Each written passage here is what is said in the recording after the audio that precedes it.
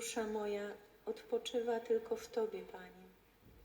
Od Ciebie przychodzi moje zbawienie.